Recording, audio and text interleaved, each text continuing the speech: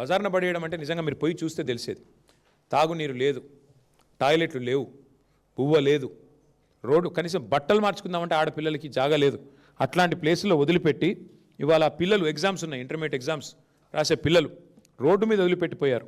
ఎన్నింటికి మించి నికృష్టంగా ఏసీపీ ఉన్నాడు ఆయన, ఖమ్మం ఆయన. మరి ఆయన అన్నం తింటున్నాడా గడ్డి తింటున్నాడో తెలియదు నాకు. వీళ్ళ మీద కేసులు పెడతారండి? ఎవడో మంత్రి చెప్తే పనికి మాలినోడు. ఆ ఏసీపీకి బుద్ధి జ్ఞానం ఉంటే, ఆ ప్రభుత్వానికి బుద్ధి జ్ఞానం ఉంటే విత్డ్రా చేసుకోవాలి కేసులు వెంటనే. తప్పుడు పని చేశారని మీరే ఒప్పుకున్నారు, పట్టాలు ఇవ్వడం అంటేనే మీ తప్పు మీరు ఒప్పుకున్నట్టు. మరి అట్లాంటప్పుడు తప్పుడు కేసులు బనాయించినందుకు కూడా క్షమాపణ చెప్పండి. తప్పకుండా ప్రజలకు ఏదైతే మీరు తప్పు జరిగిందో క్షమాపణ చెప్పి ఆ కేసులు కూడా విత్డ్రా చేసుకోవాలి. ఆ ఏసీపీ గారు మా పార్టీ నాయకుల మీద కూడా కేసులు పెడుతున్నాడంట, మేము అన్నం పెడుతున్నందుకు. ఇంతకంటే హీనమైన పని ఇంకోటి ఉంటుందా? మా టౌన్ ప్రెసిడెంట్ మీద, మా పార్టీ నాయకత్వం మీద ఒకటి కాదు 7-8 కేసులు ఒక్కొక్కరి మీద. నాకు ఇంకో సమాచారం విచిత్రంగా అనిపించింది, పీడీ యాక్ట్ పెట్టే ప్రయత్నం చేస్తున్నారంట. ఎందుకంటే వీళ్ళు నక్సలైట్లని, లెఫ్ట్ పార్టీలని, ఓపీడీఆర్ అనే సంస్థ మీద కూడా ఏదో పీడీ యాక్టులు పెట్టే ప్రయత్నం చేస్తూ ఉన్నారంట. మీడియాతో మాట్లాడితే, కొంతమంది పాపం మీడియాకి చెప్పుకున్నారు, మీడియాతో మాట్లాడితే కేసులు. ఏది మీకు వాయిస్ ఇచ్చినందుకు అంటే వీళ్ళు చేసే దొంగతనం కూడా చెప్పకూడదంట. ఒక ఆయన పెద్ద ఆయన ముత్తయ్య గారు అంటే ఆయనను కూడా, ఆయన కోయ సామాజిక వర్గం, కాంగ్రెస్ ప్రభుత్వం ఆయన కిడ్నాప్ కూడా చేయించింది. ఆయన గట్టిగా మాట్లాడుతున్నాడు, వాళ్ళందరినీ ర్యాలీ చేస్తున్నాడని చెప్పి. కొత్తపేటలో, హైదరాబాద్లో నిన్న ఆయన ఎత్తుకొని పోయారు పోలీసు వాళ్ళు, ఖమ్మం పోలీసు వచ్చి ఎత్తుకొని పోయింది. అంటే ఇంత నికృష్టంగా ఒక మాఫియాని ఎంతగానే అనలేదు. ఒక మాఫియానే ఇంత నికృష్టంగా పనిచేస్తుంది. కిడ్నాప్ లేంది, కేసు లేంది, అన్నం పెడుతుంటే అడ్డుకోవడం ఏంది, ఇంత నికృష్టంగా ప్రవర్తించడం ఏంది. అందుకే అసెంబ్లీలో వదిలిపెట్టాం, ఈ కేసులన్నీ ఎత్తేసేదాకా మండలిలో, అసెంబ్లీలో వదిలిపెట్టాం.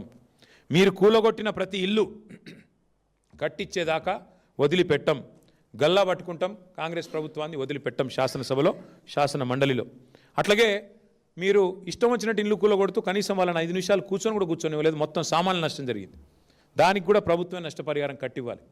కనీసం కుటుంబానికి 3 లక్షల రూపాయలు ఇవ్వాలని మేము డిమాండ్ చేస్తున్నాం నష్టపరిహారం కింద. అట్లాగే ఇందిరమ్మ ఇండ్లు కాదు మీరు ఇవ్వాల్సింది, వాళ్ళు ఒక్కొక్కరు 10 లక్షలు 8 లక్షలు పెట్టి కట్టుకున్నారు అక్కడ, సొంత ఇల్లు కదా అని. వాళ్ళకి ఎంతైతే నష్టపోయారో అంతే ఇవ్వాలని మేము డిమాండ్ చేస్తూ ఉన్నాం. ఇచ్చేది సరిపోదు. ఇంకొక మాట కూడా నేను అంటా ఉన్నా, పెద్ద పెద్ద మాటలు మాట్లాడుతున్నారండి, మూసీ కాడ అక్కడ ఇక్కడ. చారిటీ బిగిన్స్ ఎట్ హోమ్ కదా. మీకు సిగ్గంటూ ఉంటే మీరు కదా చెరువులు కబ్జా పెట్టి ఇండ్లు కట్టింది. ఇవాళ మీ రెవెన్యూ మినిస్టరు, మీ చీఫ్ విప్ పట్నం మహేందర్ రెడ్డి, మీ మంత్రి వివేక్, రేవంత్ రెడ్డి అన్న తిరుపతి రెడ్డి, మీరు కదా శిఖంలో ఇండ్లు కట్టింది. ఇవి కూడా కొట్టండి ముందు. ఇవి ముట్టకుండా అధికారులందరూ ఇంకేం పని లేనట్టు పేదవాళ్ళ మీద పడ్డమైంది.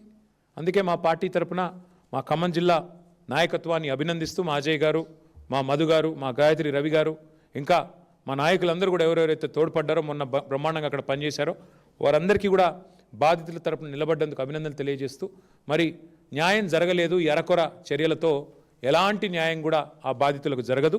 వారికి న్యాయం జరిగేదాకా వదిలిపెట్టం. ప్రతి ఒక్కరికి పట్టా ఇచ్చేదాకా, నష్టపరిహారం ఇచ్చేదాకా కులగొట్టిన దానికి. అట్లాగే 75 గజాలు కాదండి, 100 గజాలు ఇవ్వాలి.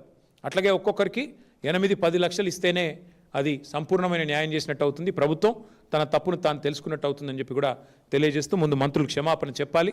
వాళ్ళు ఏం చేసినా మా ప్రభుత్వం వచ్చాక ఈ అంశాన్ని వదిలిపెట్టాం. సమగ్ర విచారణ జరిపించి దీని వెనకాల ఉన్న బ్రోకర్లు, ముందున్న మంత్రులు, వాళ్లకు రక్షణ కవచంలా నిలబడ్డ అధికారులు అందరినీ కూడా తప్పకుండా వారికి we will take them to task, we will bring justice. ఇది మా స్పీకరు